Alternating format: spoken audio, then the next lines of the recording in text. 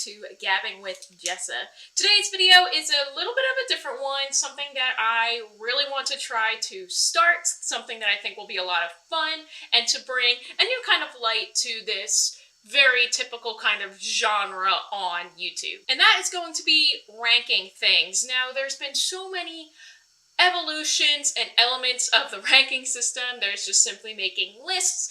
There has been the new tier ranking system that has come out that has been super popular, but I wanted to do something different. So when I talked about ranking things, movies, books, things along that nature, instead of just doing one of those typical ways, I thought, what would be a lot of fun? What would be something new and something different that could be a lot of fun?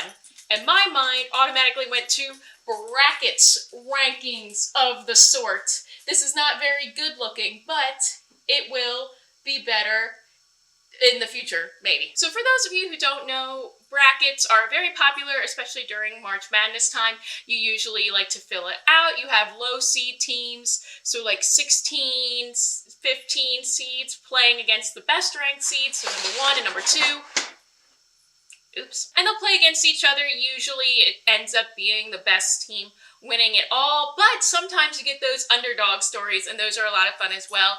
And so I thought, oh, that would be a lot of fun to do different rankings with. And so that is what I am starting here with, not like movies or books or TV shows or anything like that. I'm actually starting with the 2022 blacklisted scripts. Every year, this website called The Blacklist puts out their top voted upon unproduced scripts. So scripts that have been written and viewed by industry professionals, but that haven't made it into production yet. Sometimes by the time this list comes out, those movies are either produced already, or they're in production, or they are financed by like Netflix or any other different kind of movie studio.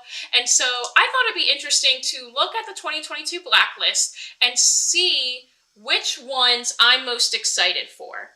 And that is what I have all right here, different ones. Now, there were 74 different scripts that were able to make it onto the blacklist, and I'll read the parameters right from the blacklist website. But essentially, I'm going to take that 74 and bring it down to 1 and see which ones that I am most excited for to eventually become movies, and that is what I am ranking them on today. So this is, I printed it out, but you can get a PDF version online. This is the 2022 blacklist. I just absolutely love this cover. I think it's a lot of fun. I love the color scheme of everything this year.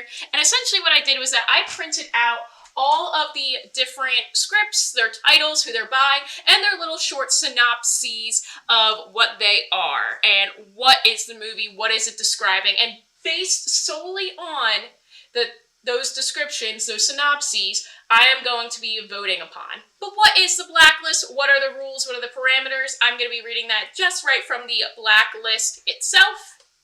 The blacklist was compiled from suggestions of more than 300 film executives, each of whom contributed the names of up to 10 favorite feature film screenplays that were written in or are somehow uniquely associated with 2022 and will not have begun principal photography during this calendar year. This year, scripts had to receive at least 6 mentions to be included on the blacklist.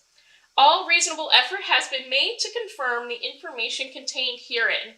The blacklist apologizes for any misspellings, misattributions, incorrect representation, identification, and questionable 2022 affiliations. It has been said many times, but it's worth repeating. The blacklist is not a best of list.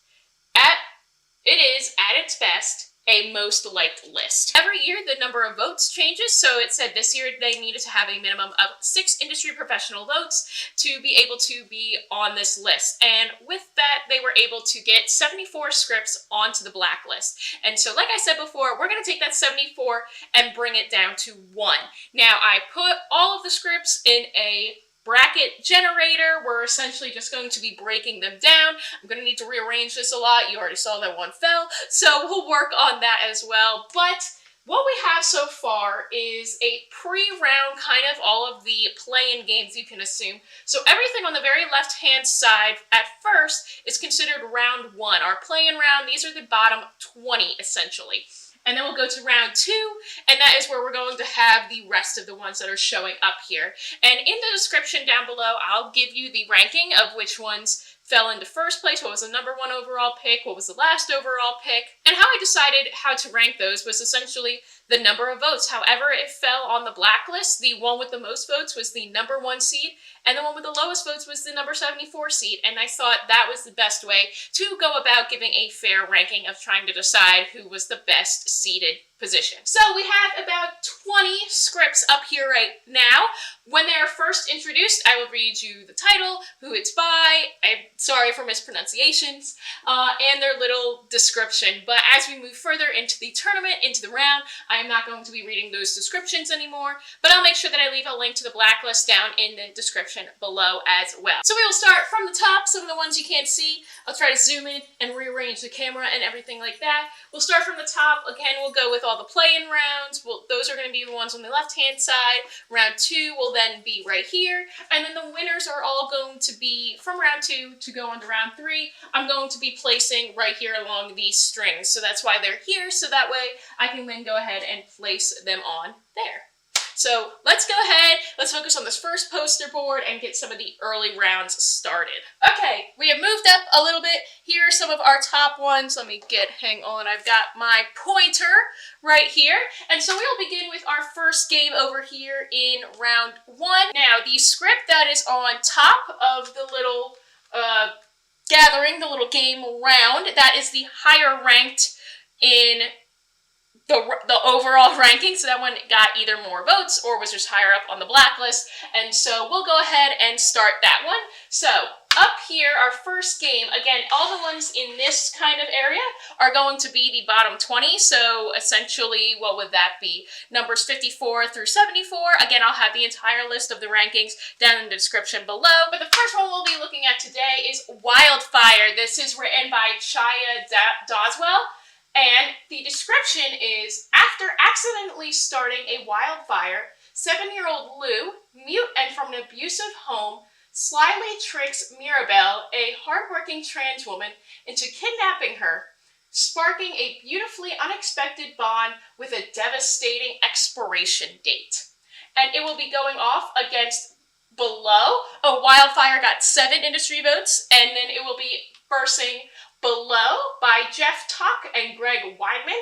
Fresh out of a spell in prison, a man attempts to set his life right by working a mysterious job that requires him to seek out life forms hidden amongst us. And this got 6 industry votes, so the very minimum it needed to. Now, how this is going to go, I'm just essentially going to pick whichever one I would prefer to see, and then we will move on to round 2. So let me think for this one. So I think Below, the one about the man in prison, I just feel like we've seen a lot of those stories before. I feel like that aliens and, or I'm assuming it's aliens instead of some kind of form, life form, are just played out. I don't know, we've seen a lot of this kind of story before where one guy just kind of goes on and tries to defeat this weird evil that they have. So I feel like that one would just be, not that it wouldn't be good, but I just feel like it's something we've seen before. So I think I'm going to pick Wildfire to move on. I think that this one is going to be a fun kind of, just like a fun story of unlikely friends that have become friends, especially after a traumatic event. It definitely plays more into my likes and what I find interesting about movies and such. And I love a good, just like, unlikely friends story. And I think that one will be fun there. Alrighty, where should we move to next? Let's move to this other round one. So game number 2, our second focus. So again, another kind of play-in game. So for right here, we have Breakpoint by Zachary Joel Johnson.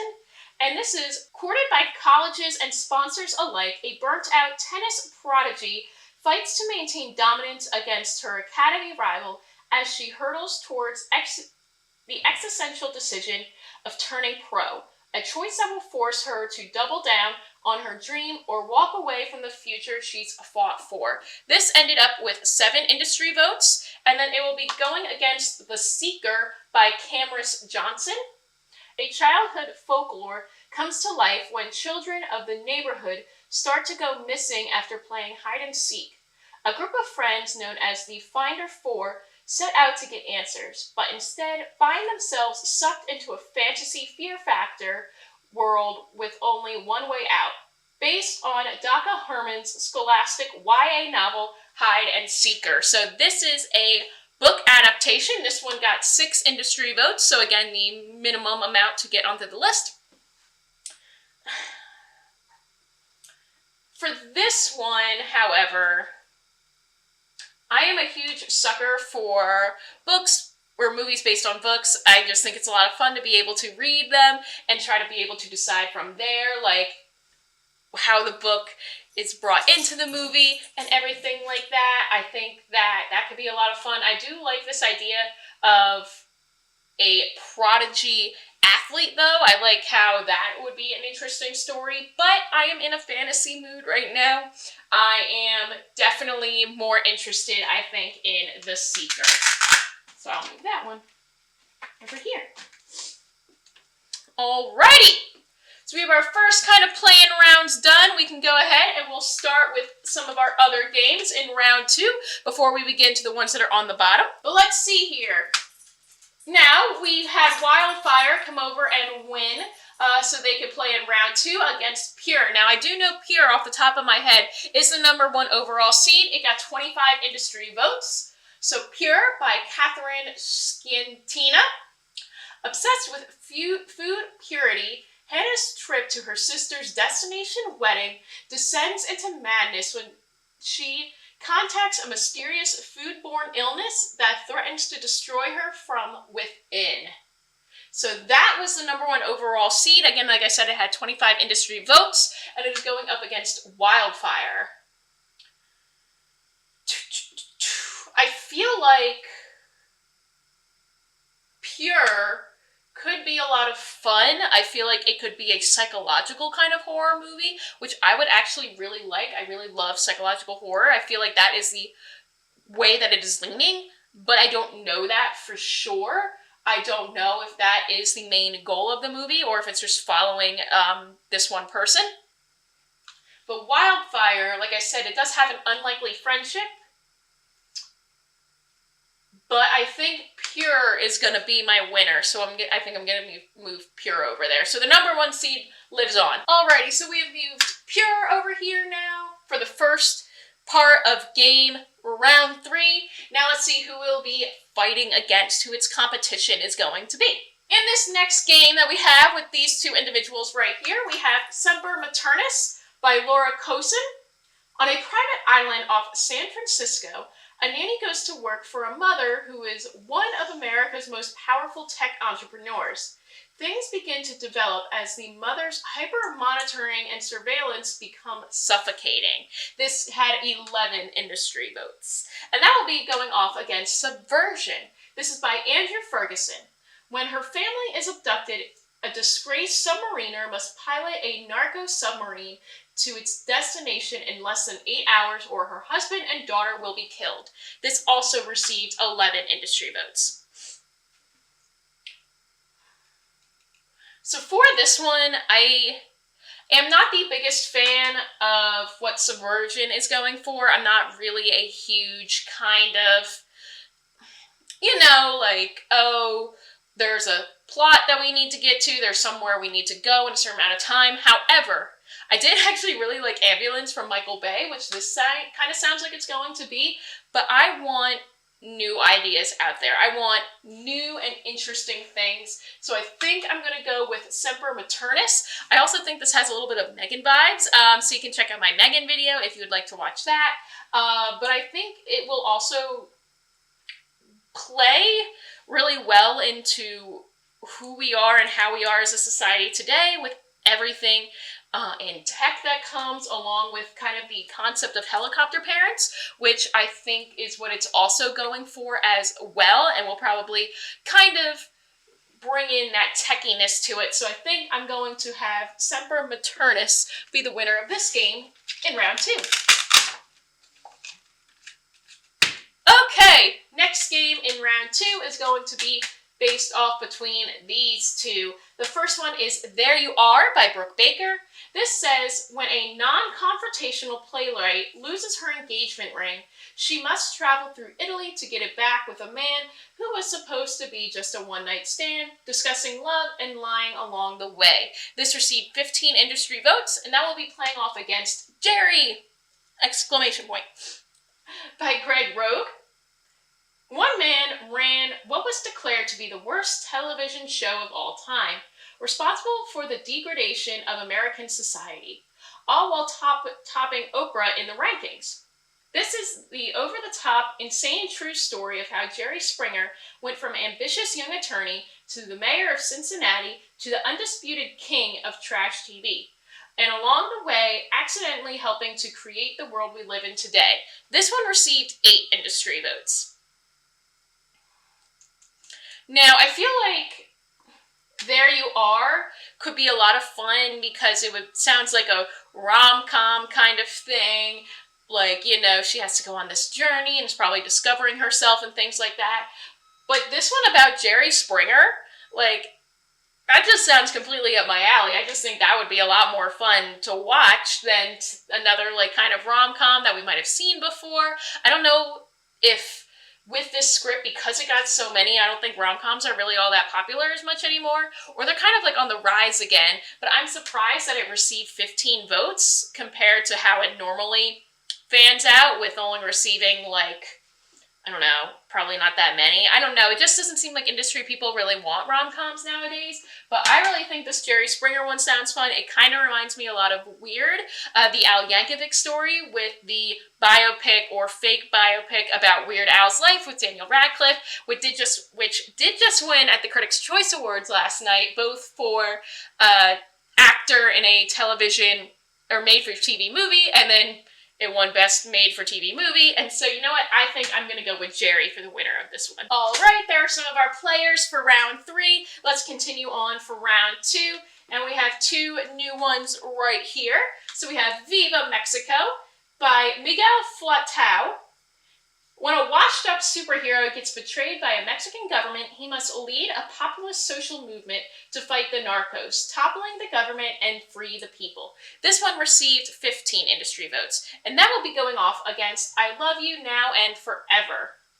This one's by Robert Maconian. After exhausting all financial options to save their dying daughter, Frank and Abby are forced into a final act of desperation: rob a local bank. This one received 8 industry votes.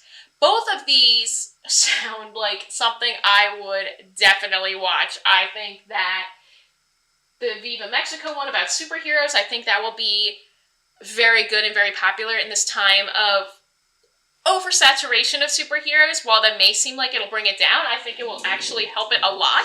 And then I Love You Now and Forever, while I think that'd be fun and sounds totally up my alley, I think it has the same issues with Below, as it just sounds like one of those action comedy things or just action movies that go a little bit too far, go above and beyond, while still entertaining, like with Ambulance. I just think that it's just not for me personally. It's just not something I really enjoy. So I think I'm going to move Viva Mexico over here. Next game we have right here, we have Dying for You by Travis Braun. This says a low-level worker on a spaceship run by a dark god must steal the most powerful weapon in the universe to save his workplace crush. This received 18 industry votes, and it will be going off against our round 1 winner, The Seeker by Cameron Johnson, which again receives 6 industry votes. So now when I'm looking at this one, I'm still, even though this one is basically just got in very, like at the bare minimum, I don't know, I'm still really interested in the folklore about children going missing playing hide and seek. I don't know, that just sounds more interesting to me than this spaceship one. While I do love adventures in space and sci-fi, I don't know, it's just not calling to me like The Seeker is, so I think I'm going to move The Seeker over. Alrighty, last one before I have to move the camera. We've got these 2 individuals right here. Move out of the way.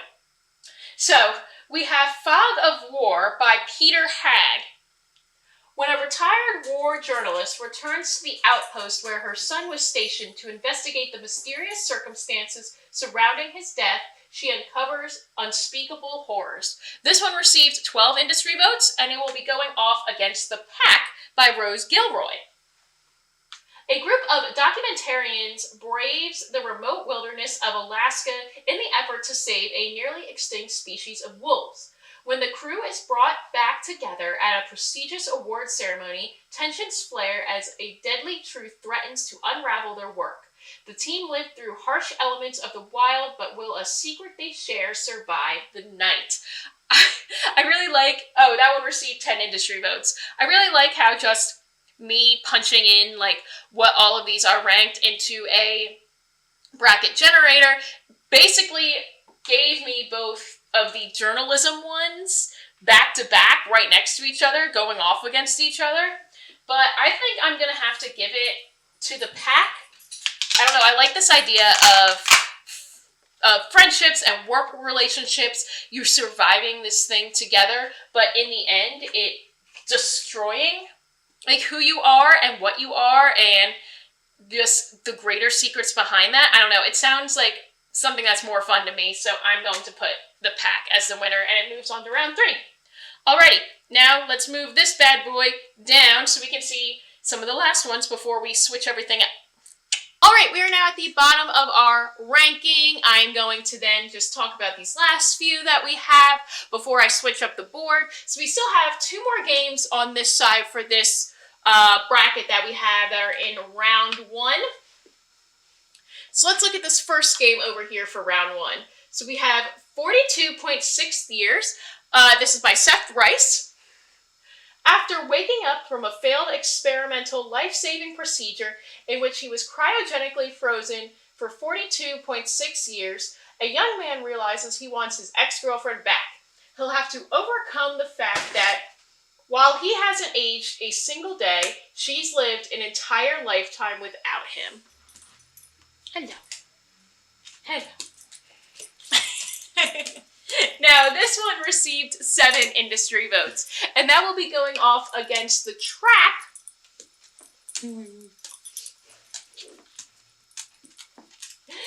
The Trap is by Julie Lipsum, and this one states that twin sister trapeze artists wrestle their own inner demons amid to push-pull of a career, stardom, and family, all while performing the most harrowing production of their lives. Now, if I had to choose a movie between a man being cryogenically frozen trying to get his ex-girlfriend back or twin trapeze artists, this one got 6 industry votes, by the way, I'm going with the trapeze artist. That one sounds like so much more fun, sounds so much more entertaining, and that's going to be our winner right there.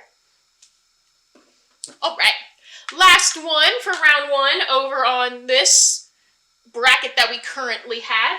We have It's Britney Bitch by Serena Arengons. A dramatic and musical character study of the global pop icon Britney Spears, leading up to her very public unraveling at a Tarzanian hair salon and her recent courtroom victory to win her freedom back.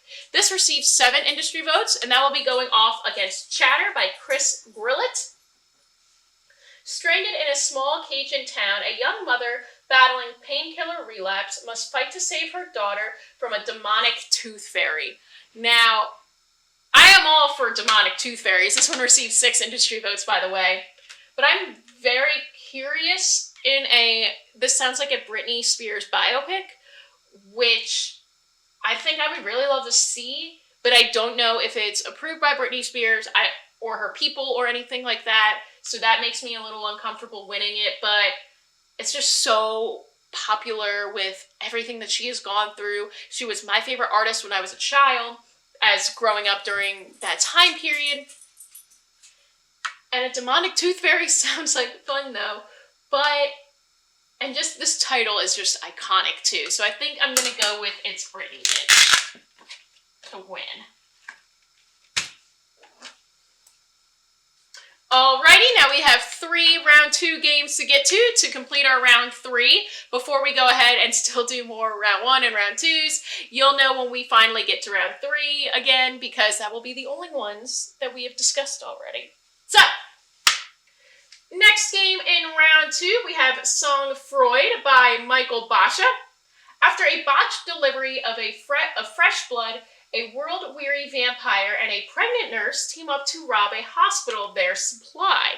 This one received 18 industry votes, and that will be going off against The Trap, which we've already discussed with the trapeze artists. Now, do I pick trapeze twins or vampires?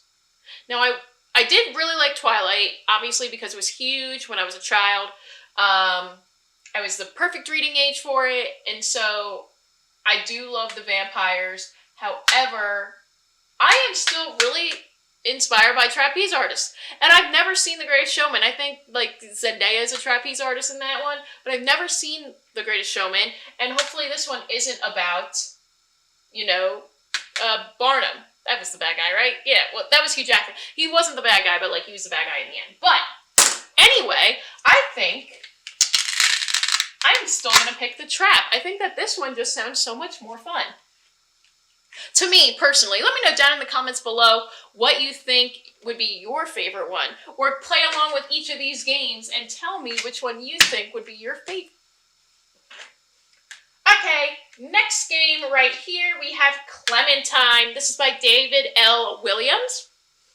Set in real time, a Colombian mother barely escapes a pawn shop shootout and goes on the run from her violent ex-husband, a terrifying mob boss, and a bloodthirsty hitwoman sent to collect an overdue debt, all while trying to keep her diabetic daughter safe. This one received 12 industry votes, and it will be going up against Vitus by Julian Wacer. In 1518, a dancing plague overtook the city of Strasbourg in the Holy Roman Empire. Hundreds of people dance themselves to death over the course of a summer, and no one knows why. Encircling medieval medicine, the uncanny origins of mass hysteria, Vitus is a wildly visual exploration of a crucial but little-known moment in European history. This one received 10 industry votes. And while Clementine, I feel like, would be the better movie, I feel like this has a lot going for it. I feel like it could be very emotional, very raw. I think I'm going to pick Vitus because a dancing to death curse or disease, I want to know more about. When I was first reading this description and I saw 1518, I was like, not about this. I'm not about that old-timey stuff. That is just not for me. But it's a disease where you dance yourself to death. And apparently, according to this, it's based on like a true event. How could you not want to know more about that and not see a movie on it? So I am picking Vitus to win for that one. Alrighty, last game that I have up here before I have to rearrange things, we have Pizza Girl. This is by John Kyung Fraser. An 18-year-old pregnant pizza delivery girl falls into an obsession with a stay-at-home mother who is new to the neighborhood. This one received 21 industry votes, and that will be going off against It's Britney, Bitch.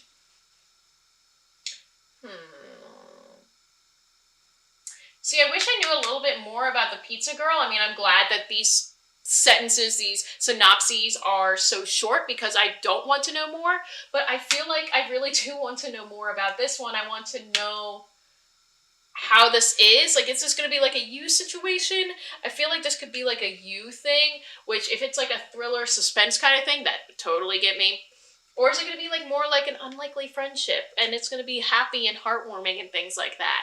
I don't know. And again, I'm still debating between this one of Britney Spears because I don't know if it's approved by her. I don't know if it's just going to be like a fanfic kind of thing. I think I'm going to pick Pizza Girl. I think I'm going to take that risk and hope that it's a little more like you. Even though I like unlikely friendships, I want it to be a little more like you just from this synopsis. And so I think I'm going to pick Pizza Girl to win it. Alright, now we have everything ready for round 3, so I'm going to rearrange the board. I do have many other round 1 and round 2 games to get through, and so I'll go ahead and do that. Be right back. Alrighty, the board is redone. We have our new things up here, so let's talk about them. So again, we have some more round 1 games that we need to get through. And so we have right here Himbo by Jason Hellerman. A naive male stripper attempting to start his life over finds himself in the crosshairs of his bossing increasingly violent divorce. This received 7 industry votes. I absolutely love that it's called Himbo, and that will be going up against Craigshaven. This is by Nicole Ramberg. A troubled teen must confront a local legend when the reappearance of a missing classmate and a fabled ghost ship unravel clues to her own mother's disappearance. This one received 6 industry votes. And out of these two, well, I love Himbo, and I feel like that will be a good time. This one about mother's disappearances and ghost ships and things like that. I didn't really want to get back into like pirates and weird things like that. So I think I'm going to pick Craigshaven. I think that one sounds like so much fun. So we'll put that one over there. Alrighty, so that one is ready for round 2. Now let's do this last round one over here, or the last one that I had for this board right here. So we have Ripple by Max Tax. Sure. This says, when a time traveler starts meddling with the past, just as Miles finally meets the love of his life, he must battle ever-shifting timelines to find her again. This one received 7 industry votes and will be going off against Black Dogs by Kieran Turner. Based on the novel by Jason Burmester, in 1973, Led Zeppelin was robbed of nearly $250,000 in cash while playing a series of concerts in New York City. The case was never solved. We must follow 4 young friends from the streets of Baltimore as they attempt to pull off what is possibly the most brazen heist in rock and roll history. This one received 6 industry votes, and just from that alone about, Led Zeppelin being robbed and things like that, automatically has me hooked. Again, this one with Ripple about time traveling, just as they made the love of your life. I think it might be a little played out. We might have seen it before. But I am so curious about this Led Zeppelin one. So that is going to win for me. Alrighty, let's get through some of these round 2 games. We don't have a lot of round 1s for these boards. And again, when I try to transition back to the floor, we'll go ahead and repeat everything again. But let's start at the top. So we have the Boy Houdini. This is by Matthew Tennant. New York, 1889. When a young street urchin and aspiring magician, Harry Houdini, discovers a mysterious puzzle box, he must use his talent for illusion and escape to unlock the box's powerful secrets and keep it from the hands of the vengeful, opulent sorcerer hot on his tail. This one received 12 industry votes. Yes, that one right there. And it will be going up against Going for Two by Kevin Arnott-Vitz. An openly gay NFL quarterback finds his meticulously planned life upended on and off the field when he falls for a charming high school teacher during the most important season of his career. This one received 10 industry votes. Now, both of these stories are something I'm actually very interested in. I think they both sound great. I think they both are very interesting and definitely something that I would want to see, something that I think are important to show as well. But I've always loved magic, and that's always been a thing. And apparently, and long in my family lineage, I'm related to Harry Houdini, so, gotta go support the fam. So I think I'm gonna have the Boy Houdini. I think that one is gonna be the one that moves on for me. Next round of what we have in here is we have Beachwood. This one's by Briggs Watkins and Wes Watkins. Shunned by the elite society as members of the gig economy, a sociopathic dog walker infiltrates an exclusive LA community with designs of reaching the top of the neighborhood social ladder. This one received 20 industry votes and will be going off against Craigshaven, which you've already discussed here. And need I say more? This one says sociopathic dog walker in LA. It doesn't surprise me that it has 20 industry votes, especially when it comes from something about talking about LA.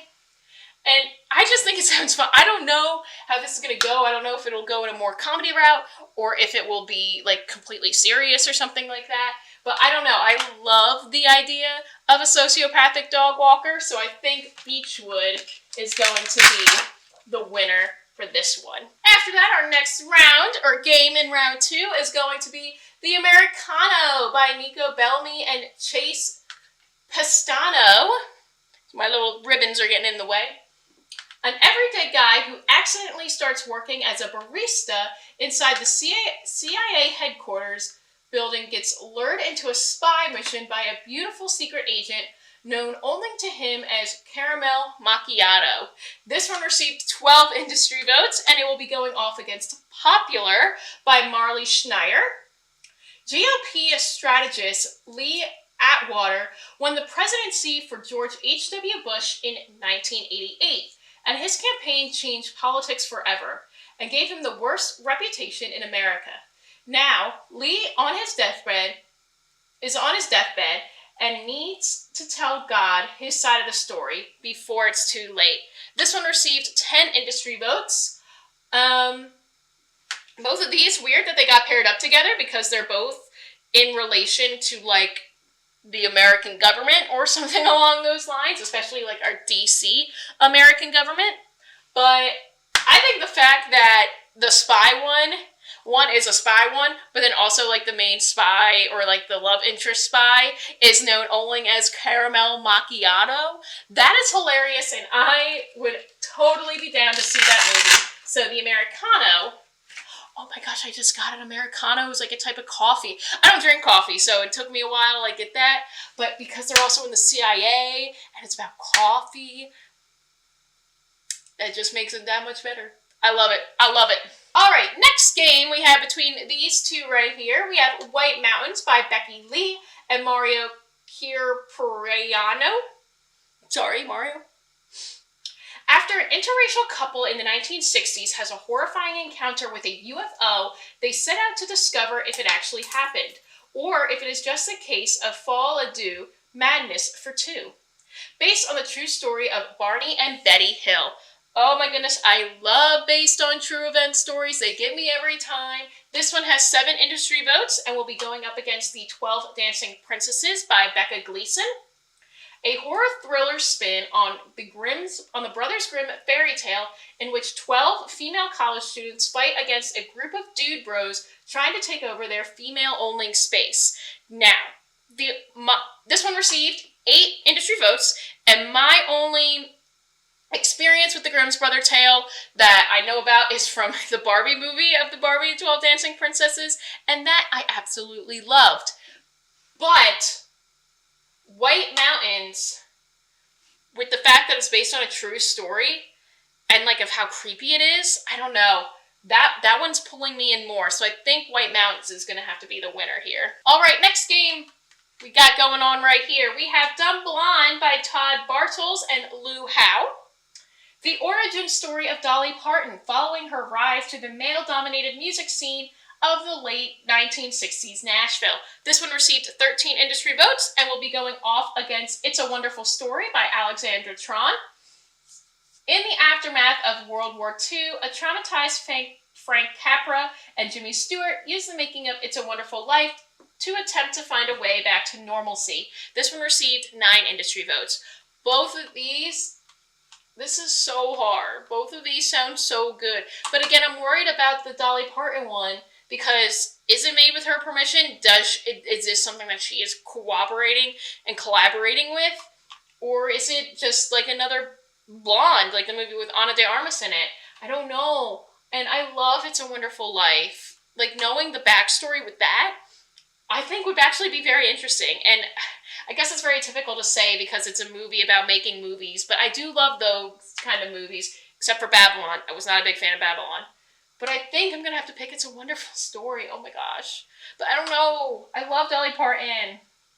No, I'm going with It's a Wonderful Story. That one seems more right.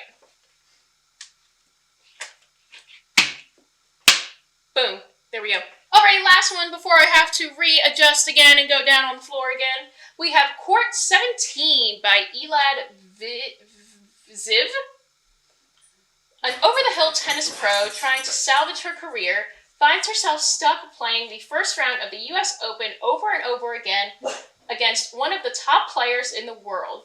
The only way to stop the loop is to win the match, a seemingly impossible task due to how overmatched she is. This one received 22 industry votes, so basically pretty up there. And it will be going up against Black Dogs that we've already discussed from round 1.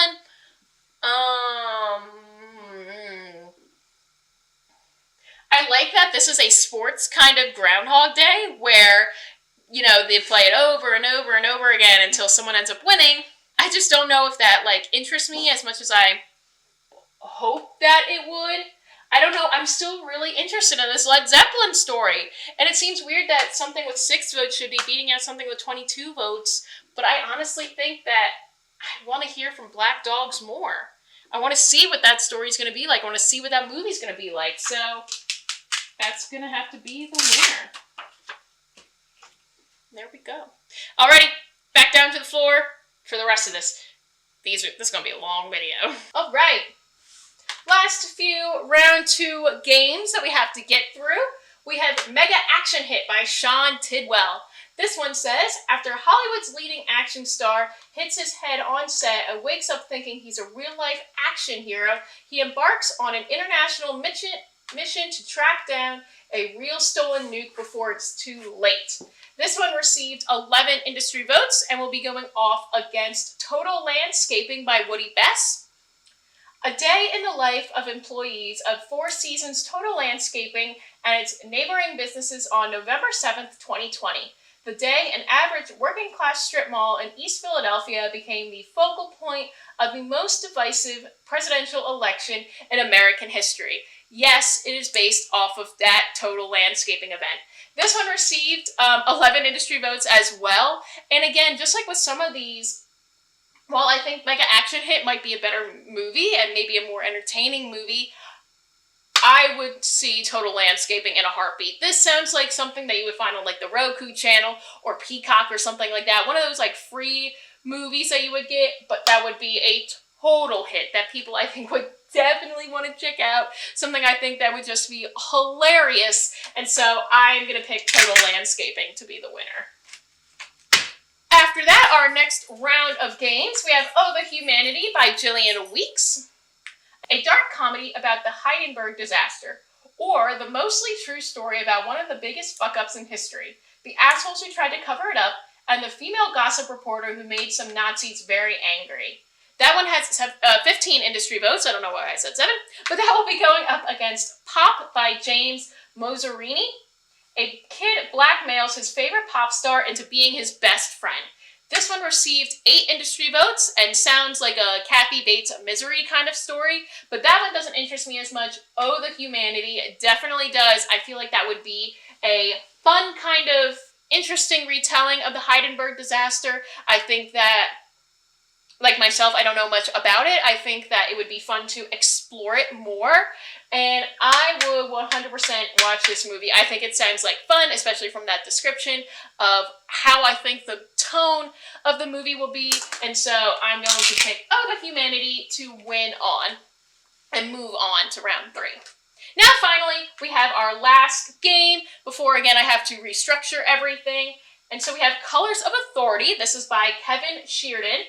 Escaping his father's shadow, Jane Sexton, the son of a sheriff in Alabama, joins the Los Angeles Sheriff's Department with lofty ambitions of one day becoming sheriff himself.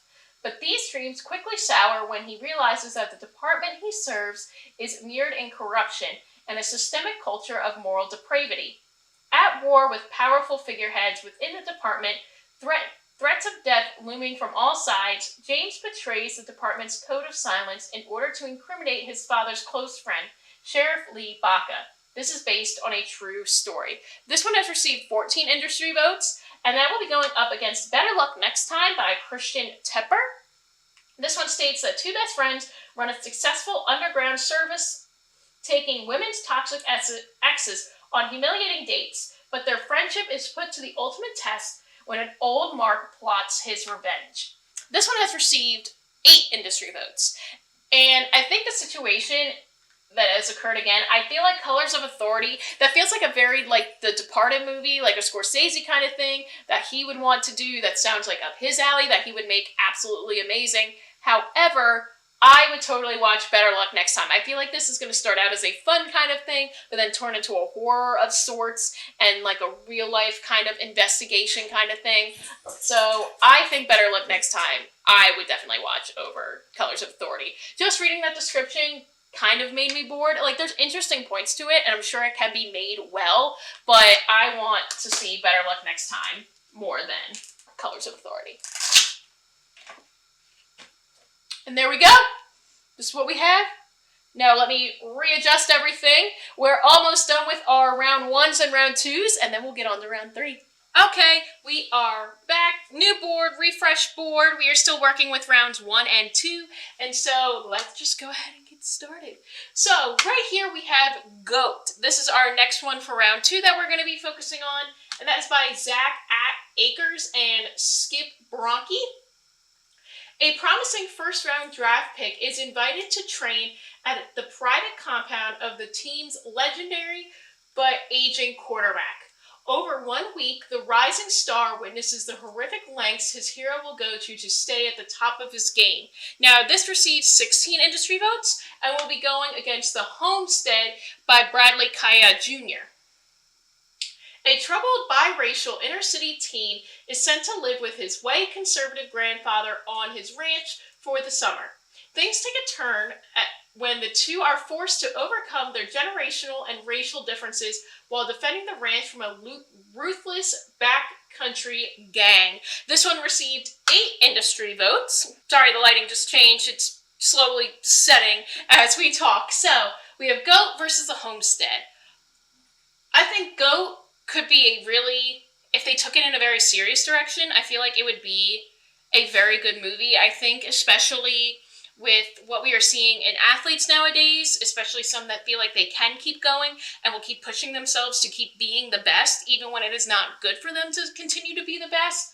I feel like if that was taken very seriously and not made off as like some kind of joke or like a super big comedy or something like that, I feel like Goat would be very good, but I feel like Homestead is also something that we need today, the stories that we need to hear, talking about race and how that plays into generational trauma and things like that, but I don't know, there's a hair on it, I don't know. I think I probably watched The Goat, or just Goat, it's what it's called. I think that one would be much better if it was taken seriously. I'm taking a huge risk here because it may not be taken seriously, and that would then put it at a fault. But I'm going to put Goat here because I think if taken seriously, that would be a very good movie. Alrighty, next game in round 2, we have They Came From a Broken World by Vanessa Block. The year is 1955. The small town of Boone Falls has provided a local forest as refuge to aliens fleeing their war-torn planet. When Mia, a young woman dealing with the trauma of her mother's death, stumbles upon an alien woman who needs her help, a serious haunting revelations in the refugee forest leads her to an unimaginable truth. This one has 14 industry votes and will be going up against The Sisters by Alexander Thompson. Identical twins Aurora and Gabrielle live in a secluded commune where all twins are raised knowing that in adolescence, one of the two of them will abruptly turn into a terrifying monster. Discovering the full truth of their situation one fateful night, the sisters plot to escape into the outside world they know little about. And this one has 9 industry votes. See, I'm just not in like a really big alien mood, it seems like. It's not something I'm looking for. It's not something that I am seeking after or actively seeking at the moment. It just doesn't appeal to me right now super much. Some of these stories sound interesting, but I think I'm going to go with The Sisters. I think this one sounds so much more entertaining and something that I would definitely be intrigued by. So I'm going to put The Sisters right there. Okay, next, before we move on to our third round 2 game, we have to get a round 1 game out of the way. I probably should have done this one first, but that's okay. We'll do it right now. So, Caravan by Lindsay Michelle.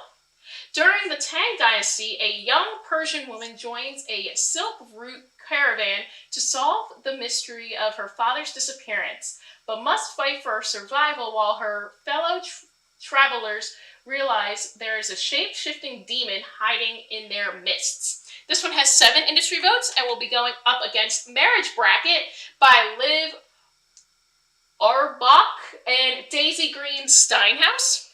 Also, Daisy Green is like one word. That's super cool. That's a great name. 10 years after a group of girlfriends bet on which of them would be the last to get married, their adult lives and relationships are now completely upended when they discover the $80 they drunkenly invested in Bitcoin is now worth $5.2 million. This one has received 6 industry votes. See, I feel like Marriage Bracket could end up being a lot of fun, but I feel like there's a greater chance for it to be corny than for it to be fun, and I don't like that chance. I don't like that risk, so I think I'm going to pick Caravan because this sounds super interesting. I would love to know more about the Tang Dynasty and hearing more stories about that, so I'm going to put Caravan there. And before we face off in that round, I'll actually do the next first round game that we have. So we have Weary Ride the Belmonts by Josh Corbin. This one states, after staging his death many years ago, an aging gunslinger is forced to reunite with his outlaw daughter during the dying days of the West. This one received 8 industry votes and will be going up against You're My Best Friend by Mary Beth Barron and Aaron Woods. Lily is mature, thoughtful, artistic, and awkward. Rosie is sweet, caring, and popular with dreams of being a star. When Lily breaks down in tears on her 15th birthday because she has no friends, her Aunt Beth, a hot shot at a big movie studio, devises a plan. Aunt Beth agrees to jumpstart Rosie's acting career as long as she can convincingly play the role of a lifetime, Lily's best friend. Aunt Beth has the scheme and Rosie has the talent. All they have to do is get away with it. This one has received 6 industry votes. And I am not a huge Western person. I read, Outlaw by Anna North, and I think I just missed some parts there. It wasn't my favorite book. I thought it was still pretty good. I gave it like 3 out of 5 stars. But I am just so not a Western person. I just don't think it's my genre. I just don't think it's my kind of thing. And so I feel like with this era and age of young girls, like young teen girls, preteen girls, in media and getting the attention of what it is like to be a preteen girl, I feel like that You're My Best Friend would be a lot of fun. I feel like this could go so well. That new trailer for the Judy Blume book, Are You There, Margaret? It's me. Are you there, God? It's me, Margaret. Looks so good, and I feel like it could just be a win. And so I'm gonna have that go on to round 2. Alrighty, back to round 2. Let's get to it. So we have Madden right here by Cameron Clark. After being forced into early retirement by the Oakland Raiders, fiery former NFL coach John Madden teams up with mild-mannered Harvard programmer to rewrite his fading legacy by building the world's first football video game based on a true story. This has 19 industry votes and will be going up against Caravan. And if you didn't know, Madden is the football game that you can play. You know, there's like the NBA version, which I think is like the show, and the NFL version is called Madden. It's not called like NFL like 2022, it's called Madden 22, I think. Or at least I think like the years coincide with the numbers. Anyway, and I would love to know more about how this game came to be. I really don't care about the story of John Madden. I feel like there's so many biographies and stories and stuff out there already that I would be way more interested in learning more about this Harvard computer programmer and the creation of the game rather than Madden himself. So just for that reason alone, I'm going to put Madden over here to win. Righty, our next game in round 2, we have Jingle Bell Heist by Abby McDonald. At the height of the holiday season, 2 strangers team up to rob one of New York's most famous department stores while accidentally falling in love. This one has 12 industry votes and will be going up against The House in the Crooked Forest by Ian Shore. A mother and her young son fleeing Nazi-occupied Poland are forced to take shelter from a blizzard in an isolated manor where they discover the Nazis may be the least of their worries. This one received 10 industry votes, and while Jingle Bell Heist, I think would be a cute Netflix kind of thing, maybe a Hulu kind of movie if you want to take it a little more seriously, I am more interested in The House in the Crooked Forest. I think that it is interesting to look upon people who are fleeing the time. I know that World War II is super played out, and we know a lot about it. That just seems to be the war that we're really focusing on. But this one, I think, sounds a lot more interesting and something that I would be a fan of, to more so for like, oh, my curiosity is being piqued by it. So I'm going to put the house in the Crooked Forest right there for round 3. Next, we have Baby Boom by Jack Waz. When her sister's gender reveal party triggers the apocalypse, a woman and her husband have to prove to themselves and the world that they're responsible enough to save it. This one has received 17 industry votes, and will be going up against You're My Best Friend. Look, I'm not the biggest fan of gender reveal parties. If you want to do one, fine, but it's not something that I'm interested in. I don't need extra celebration. We'll just do like a baby shower and we'll be good there. But I am still so fascinated just by this uptick in young girl media, young woman media. I would honestly rather see You're My Best Friend. That one sounds far more interesting to me than the other one.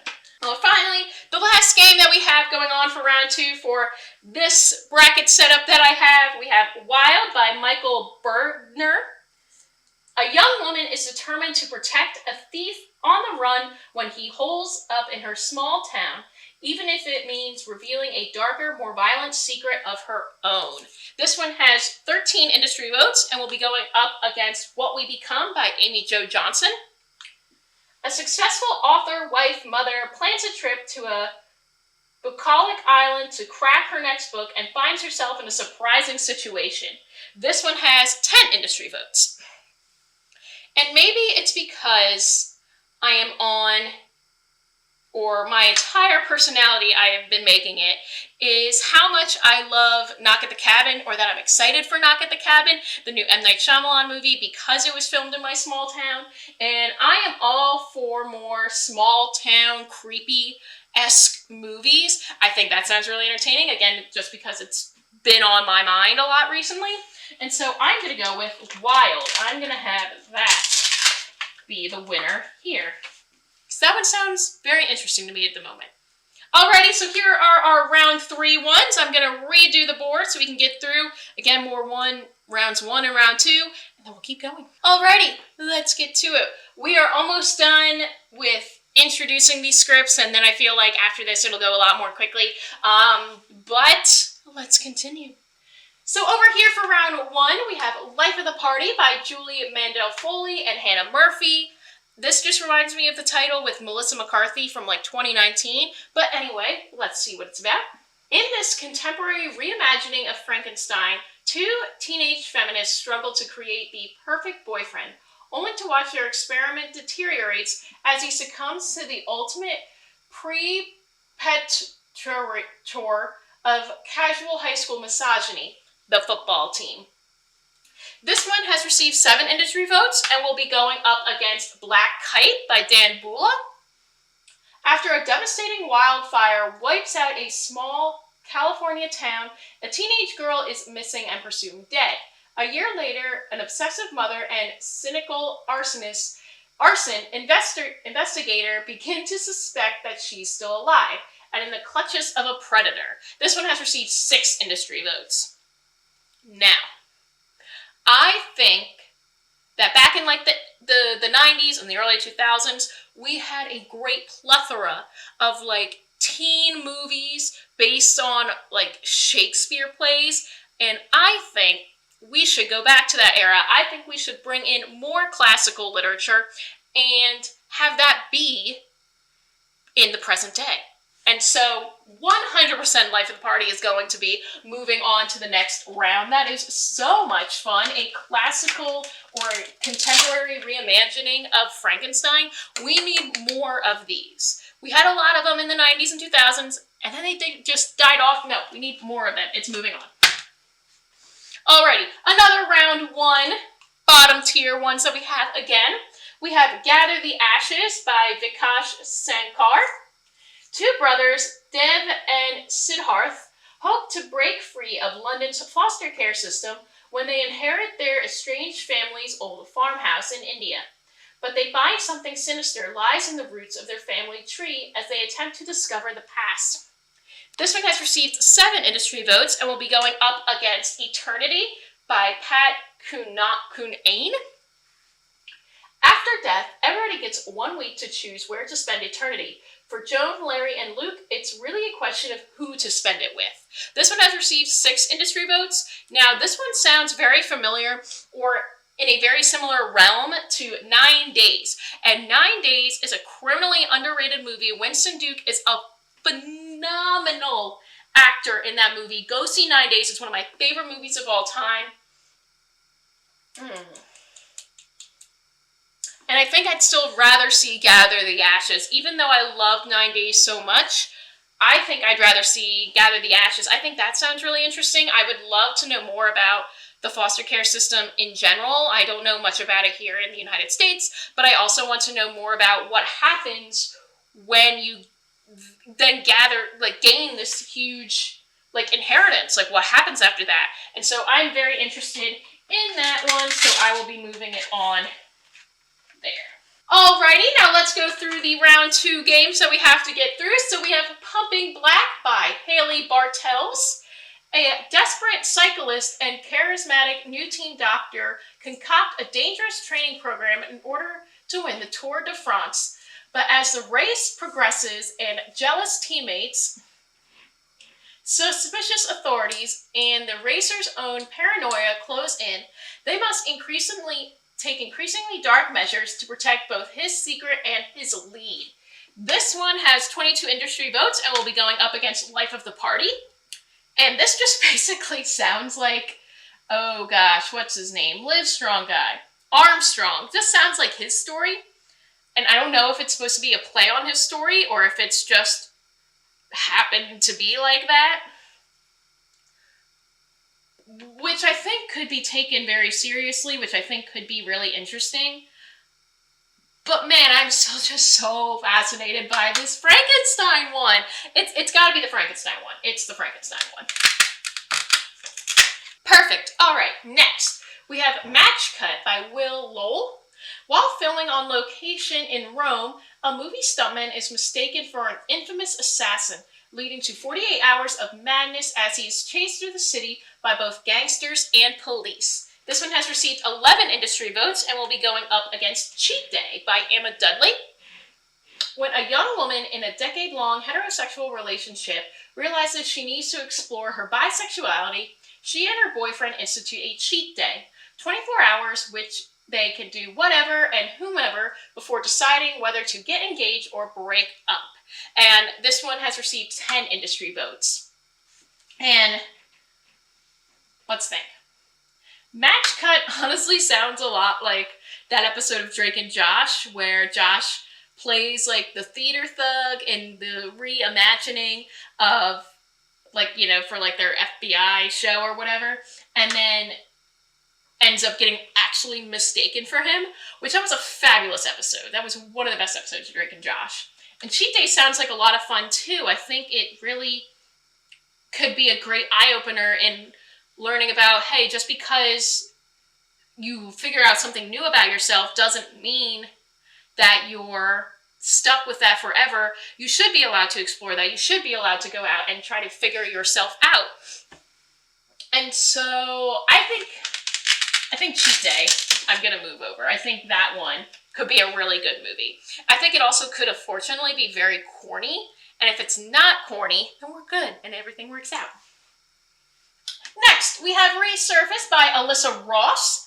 After Michael Phelps cements his status as the greatest Olympian of all time, he struggles to build a life and identity for himself outside of the pool. This one has received 16 industry votes and will be going up against The Demolition Expert by Colin Bannon. Blasting out of prison after being double-crossed by the mastermind of a heist, a demolition expert uses his genius with explosives to enact revenge on the caper crew who set him up while simultaneously picking up the pieces of his personal life. And this one has received 8 industry votes. Looking at both of these, I would be far more interested again, it's just like with the sports thing about, I think that people always looked up to athletes as the best kind of people in the world, and they're amazing people, but sometimes after that is ended, after that is over, you don't know what to do. They don't know what to do with themselves, especially if this is something they've been doing since they were a child. Now that it's over, what do you do? And so I'd be very curious, again, but skeptical, making sure Michael Phelps is okay with this one. But I think that would be a very interesting movie to kind of explore. I think that would be very interesting. I know I have a lot of these sports ones on here, but I think if done well, it could be a very important conversation to have. Next, we have The Midnight Pool by Jonathan Easley. Burdened by the loss of his wife to a suicide cult, an embittered investigative journalist infiltrates an elite secret society, only to find something far more sinister. This one has 14 industry votes and will be going up against An Oakland Holiday by Yudhu Adiyeta, and Emma Dudley. Oh, we already had her! There she is for Cheat Day. I wonder if it's the same person. Probably is. When a neglected and lonely Southeast Asian princess goes undercover in Oakland High School to live out her dream of being a normal teen, she discovers that happy endings come with many hard lessons about life, love, and humility. This one has received 8 industry votes. Again, this one right here sounds like the Princess Protection Program, like the DCOM movie with Selena Gomez and Demi Lovato. Check it out if you haven't. It is a classic in DCOM history. We have gotten a lot of media, though, recently, especially about the Church of the Latter-day Saints, when it comes to suicide cults and things like that, just being brought into a cult. I don't know if the cult thing is going to last, but I know it's something that I am always interested in, so I'm going to put The Midnight Pool as my pick for this. I just think it could be really interesting to dive into just because that's what I'm fascinated in, but also An Oakland Holiday. I feel like that could be a really good Netflix movie if Netflix does it right. I feel like that could be really good. Next, we have A Guy Goes to Therapy by Shane Mack. When an emotionally stunted townie with no direction is left by his longtime girlfriend, he has no choice but to turn an option where he would have never considered: therapy. As a result, his entire existence is thrown into flux, and his life gets a whole lot worse before it can get better. This one has 19 industry votes and will be going up against Gather the Ashes that we've already discussed. I feel like it's important for men to know that going to therapy is okay, especially what this guy is saying, that he never really considered it before, but now that his life has gone awry, he's finally considering going to it. But I don't know, I am just still so much more interested in this foster care system one. I really want to know what that's all about. And so I'm going to put Gather the Ashes as my pick. And finally, the last ones we'll discuss before we get to our very last board of round 1 and round 2s. We have Ravenswood by Evan Enduro. Sorry, Evan. To save her friend, a maid in a decaying manor must unravel the secrets of its inhabitants while confronting spirits, her own terrifying abilities, and the very real horrors of a Depression-era America lurking outside the door. This one has received 10 industry votes and will be going up against Let's Go Again by Colin Bannon. Hey, didn't we have that guy? Yeah, he was a demolition expert. Let's see if this one will be able to make it to the round 3. When her domineering director makes her film in the same scene 148 times on the final night of an exhausting shoot, actress Annie Long must fight to keep her own sanity as she tries to decipher what is real and what is part of his twisted game. This one had 12 industry votes. Now, I grew up with Kit Kittredge, the American Girl doll, who was from the Depression. And I got so fascinated in the Great Depression. I knew so much about it. I was so fascinated by it. I never liked history in school or anything, but I was always so intrigued and interested when we got to the Depression era, that I think Depression era, my FOMO for it, as I've seen on Twitter a few times, how the American Girl dolls make you FOMO for weird points in American history. But with that, plus, like, the ghosty spirits of it, I'm totally into this Ravenswood one. However, Let's Go Again does sound very interesting. I like the idea of doing the scene over and over again. It sounds a little Groundhog's Day as well, while also, you know, having some kind of twisted idea, twisted game behind it. But I'm going to go with Ravenswood. That one just sounds more fascinating to me. All right, one more board for round 2, then I'll readjust everything for round 3, and we will be moving on. All right, we only have 2 more games left in round 2 that need to be moved on to round 3. Ignore these down here. I like to reduce, reuse, recycle, so that's why I have these extra ones down here. But our first one, we have Jambusters by Felipe Coutinho. A mystery about what paper jams can teach us about life. After an inexperienced detective starts an investigative death at the paper jam department of a major corporation on the verge of its centennial, she unwittingly embarks on a life-altering spiritual journey that unearths her small town's dark secrets. This one has received 17 industry votes and will be going up against Undo by Will Simmons. A down on his luck former getaway driver comes into possession of a mysterious watch that allows the user to go back in time by 1 minute. As he starts to uncover its uses and gets pulled into one heist by his former crew, a dangerous group after the technology gets on his tail and will stop at nothing to get the watch back. This one has 8 industry votes, and this one reminds me a lot of that movie like Time, or it wasn't Click, that was the Adam Sandler one. I think this was a Justin Timberlake movie about where they used time to like pay for stuff, and then once you ran out of time, then you died or something like that.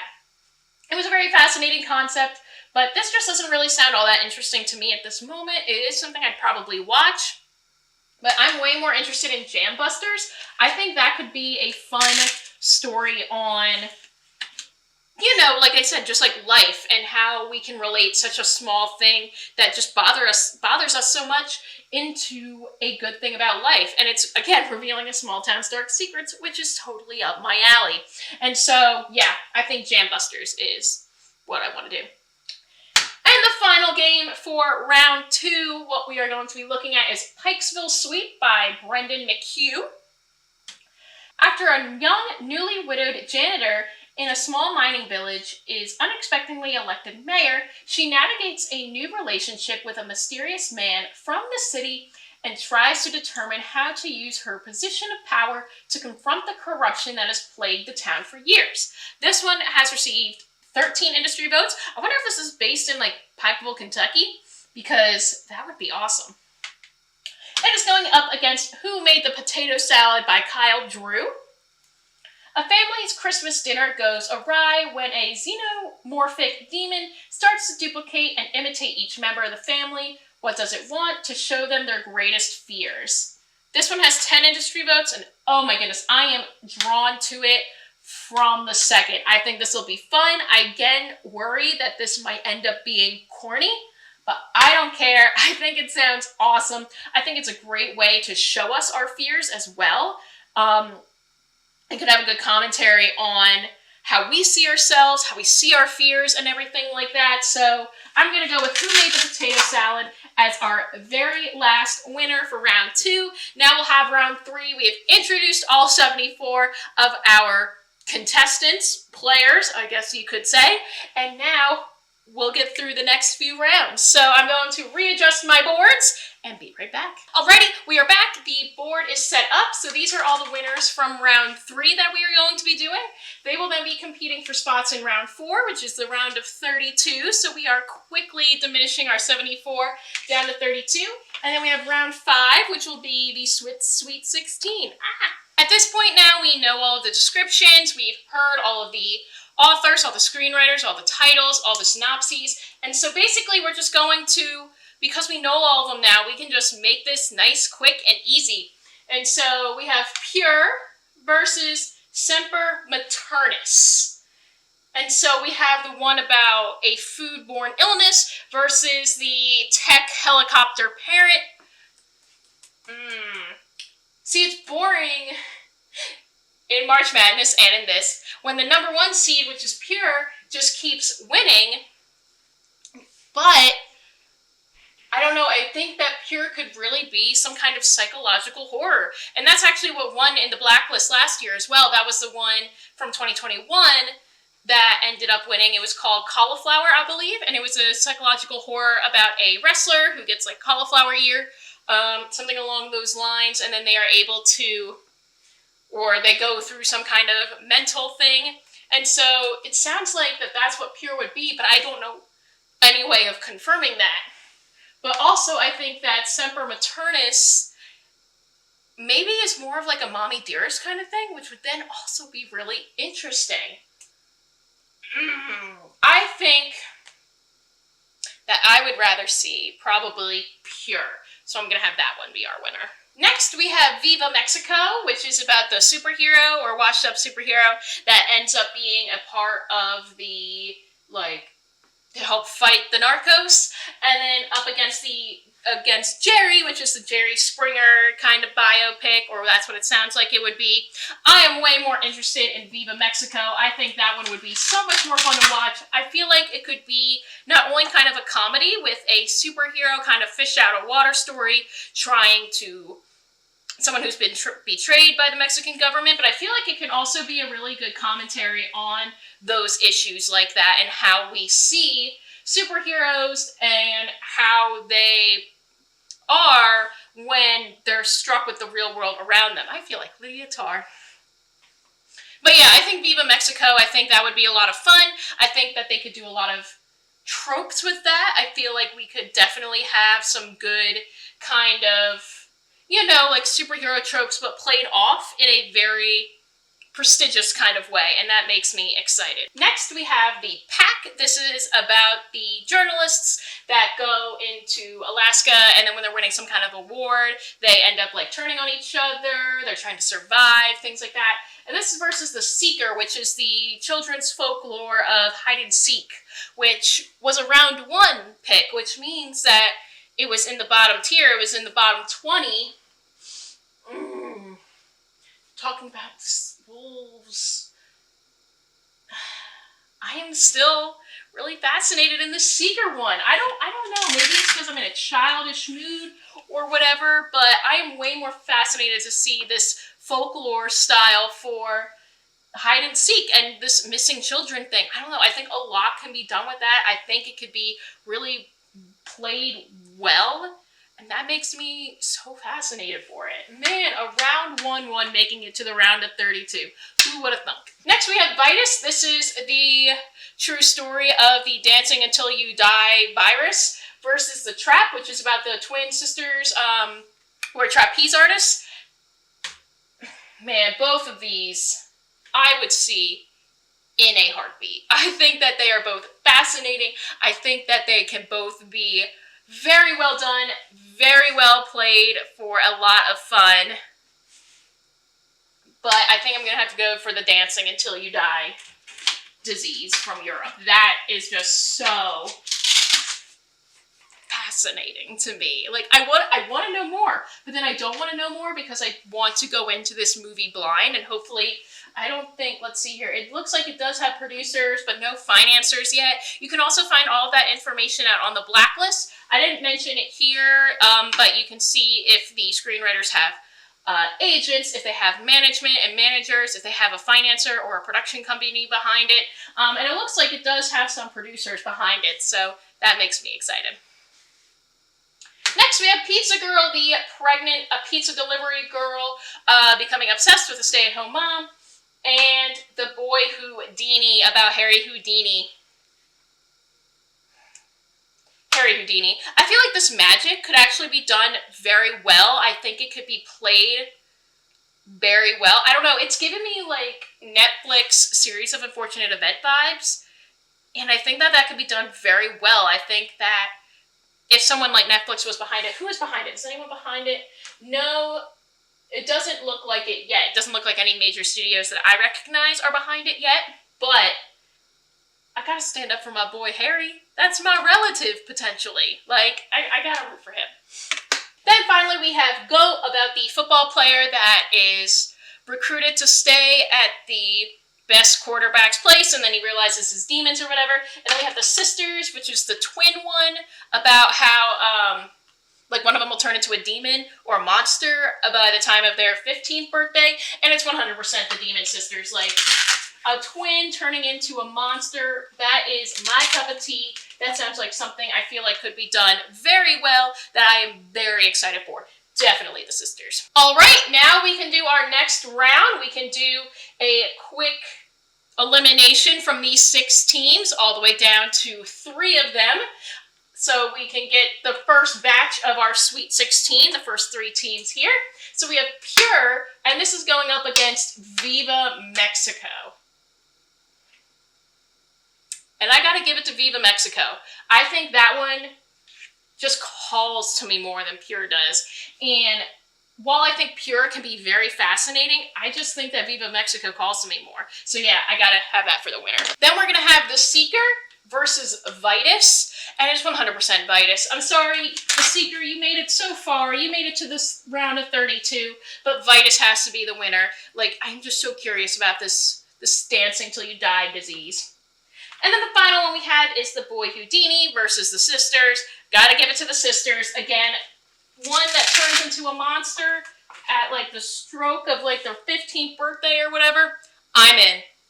I am in. All right, that looks good for this round. Let me redo the board and come back to you. Okay, what I love about this is that we can just use the exact same board. No more too much flipping, at least on the behind the scenes in my part. But we have Beachwood, the one about the sociopathic dog walker, versus the Americano, the CIA, codename like Caramel Macchiato. And,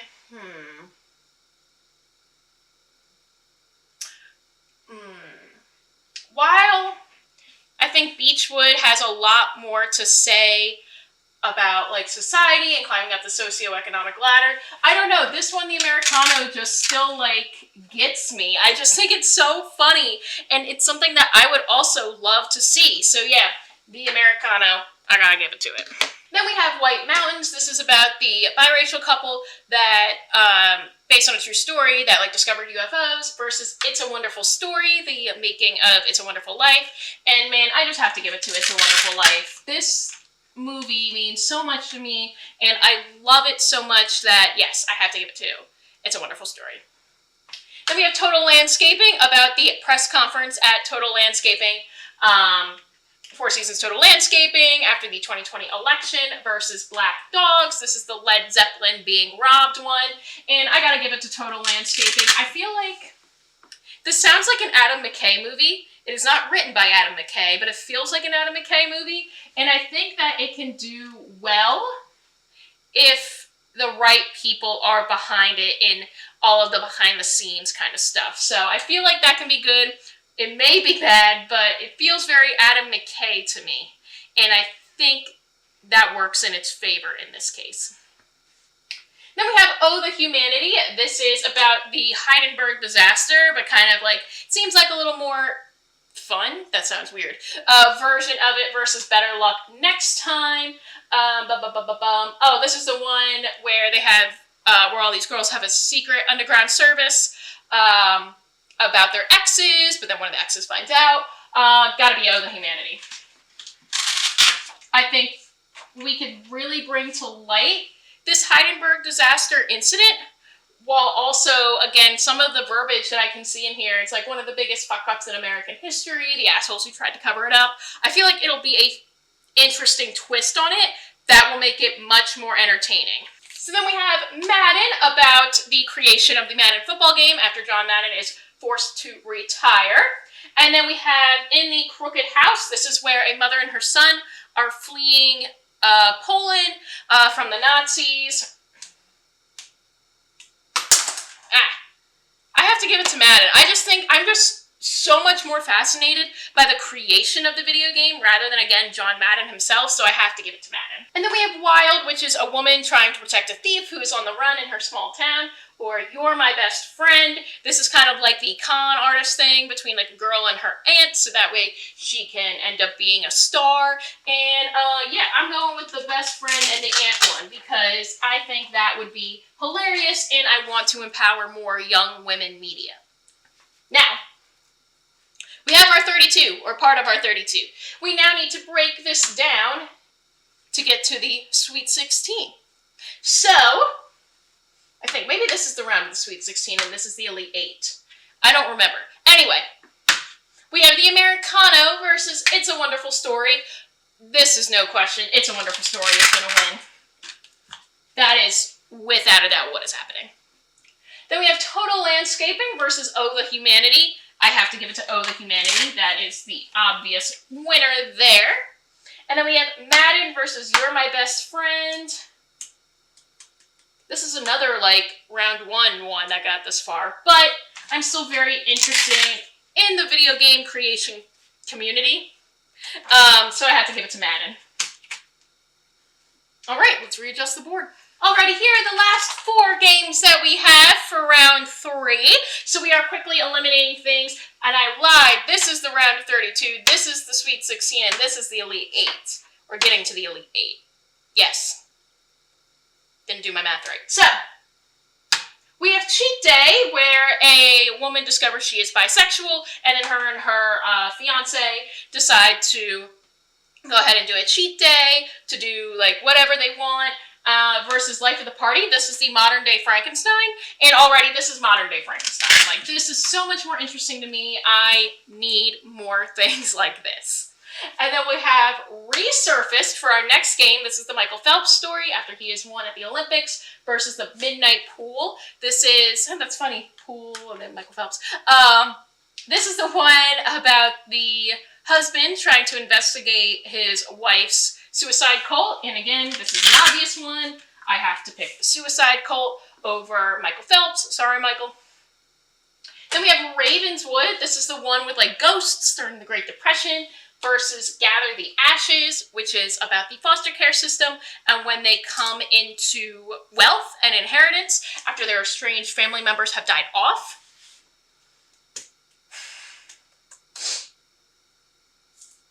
This one's hard too. Because, like, I think I have to go with Ravenswood. I think that one just with the Depression era-ness of it and confronting spirits and things like that. That just sounds more interesting to me right now. Next, for our final game for this round, we have Jambusters, which is the telling how a paper jam is like life, and there's a big mystery behind it. And then Who Made the Potato Salad? This is based on, or not based on, but this is when some kind of demon enters a family gathering and then transforms into them to show them their fears. And it's got to be the Demon Potato Salad. That is the one that's going to win. This one just sounds really weird and interesting to me, and I like it. All right. So, we have Life of the Party, Frankenstein, versus Suicide Cult of the Midnight Pool.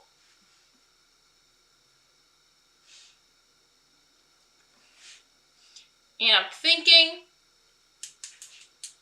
I don't know. We've gotten a lot of this kind of content recently, so I think I'm going to go with the Frankenstein one. That just sounds more interesting to me. And then we have Ravenswood versus Who Made the Potato Salad. I'm going with potato salad. I think that one is a lot of fun. All right. We are narrowing it down. We are almost there. We have almost won. This one is already so much shorter than all my other parts from when I'm filming this. And so, yeah, let's just reset up this board and see what we have. All right. We are getting there. We are almost done. We have our final 8 left. Let's break it down. Alrighty, so we have Viva Mexico versus Vitus.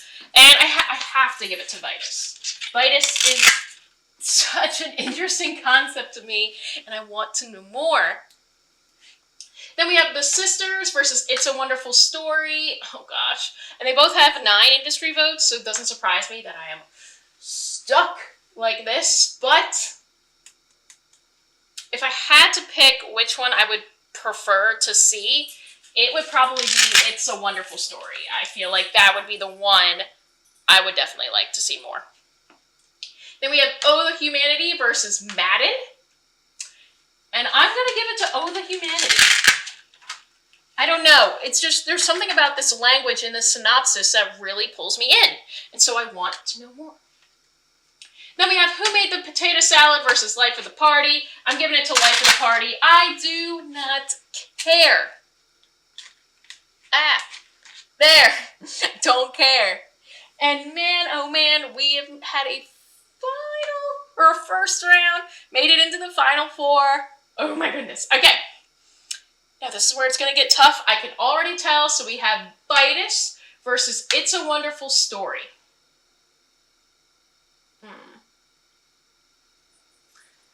Dancing Disease, It's a Wonderful Life, telling of.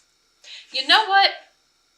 As much as I would love to see this one, I think we already have a lot of media that explains how movies are made and the process behind them. And while I think this one would be much different than others, I love original ideas. And so in the finals, I have to give it to Vitus. And then we have Oh the Humanity versus Life of the Party. I think it's going to be Life of the Party. I don't know why. I want more media like this. Classic retellings in modern contemporary settings. Okay. And we have made it to the finals. We are here. We have Vitus by Julian Wacer versus Life of the Party by Julie Mendel Foley and Hannah Murphy. This one, man oh man, have you been the underdog today? Starting off in the bottom 20. Not even realizing if you were going to make it here. You are up against Vitus. Another one with only 10 industry votes. So not on the upper echelon of votes. But which one would I want to see more? I think it's interesting between these two because they're both original ideas, or at least this one is an original reimagining of something that I know that I have been missing a lot recently when it comes to retelling of old stories into modern day. And that is what Life of the Party gives. But I'm sick of reboots, prequels, sequels, remakes, and Vitus just sounds like such an interesting new idea. Even though it is based off of history, it's still a new idea.